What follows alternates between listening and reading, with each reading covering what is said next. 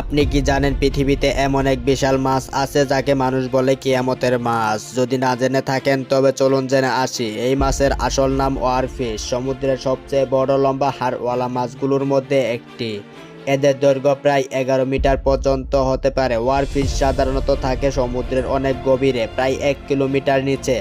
কিন্তু অদ্ভুত ব্যাপার হচ্ছে, যখনই কোনো বড় ভূমিকম্প বা সুনামি আসার আগে এই মাছগুলোকে হঠাৎ করে সমুদ্রের উপরে বা তীরে ভেসে আসতে দেখা যায়।